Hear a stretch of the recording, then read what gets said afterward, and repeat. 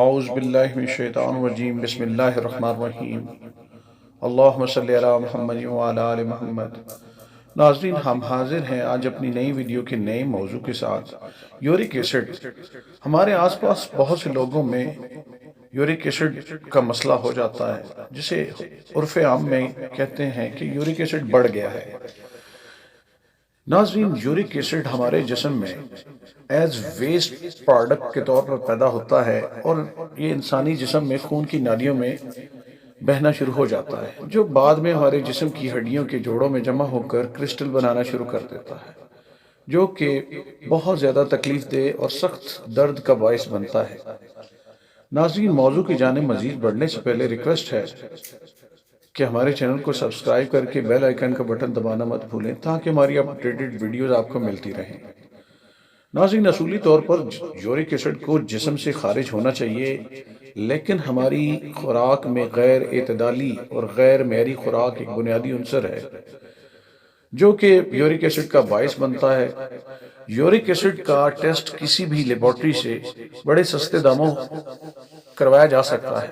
اگر آپ میں یہ علامات ہوں کہ آپ کو جوڑوں میں درد فیل ہوتا ہو اور اس کے ساتھ ہاتھوں، پاؤں، کندھوں، ہڈی کے موڑوں میں سویلنگ آ جائے اور وہاں پہ پین فیل ہو، اگر یورک ایسڈ لیبارٹری ٹیسٹ کے بعد اس کی ویلیو 6 پوائنٹ سے اوپر ہو جائے تو یہ گاؤٹ میں تبدیل ہو کر زیادہ تکلیف کا باعث بنتا ہے۔ صبح صبح تو یورک ایسڈ کی تکلیف انگلیوں میں زیادہ ہوتی ہے اور رات کو شدید تر ہو جاتی ہے۔ ناظرین، جیسا کہ بتایا گیا ہے کہ یورک ایسڈ ہمارے ہاتھ، پاؤں اور ان کی انگلیوں اور جسم کے تمام جوڑوں میں کسی جگہ بھی ہو سکتا ہے۔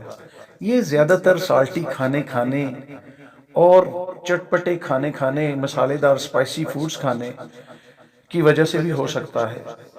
یہ کن لوگوں میں یورک ایسڈ کن لوگوں میں ہونے کے زیادہ چانسز ہوتے ہیں؟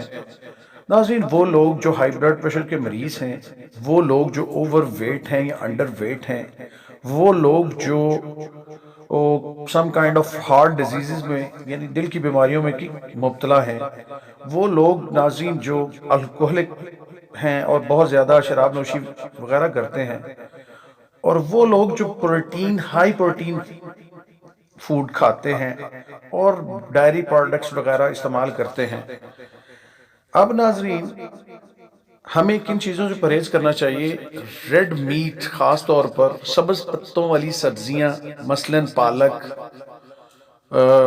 اس کے علاوہ گوبھی، ان سے ہمیں مکمل طور پر پرہیز کرنا چاہیے۔ آئلی فش اور ڈائری پروڈکٹس یعنی بیکری کی پروڈکٹس، ان سے ہمیں پرہیز کرنا چاہیے اور ہمیں اپنا وزن کم کرنے کی کوشش کرنی چاہیے۔ انشاءاللہ یورک ایسڈ خود بخود کم ہونا شروع ہو جائے گا اور اس سے ہمیں ڈاکٹر سے بھی رجوع کرنا چاہیے۔ امید ہے ہماری یہ کاوش آپ کو پسند آئی ہوگی۔ اجازت چاہتے ہیں، اللہ حافظ۔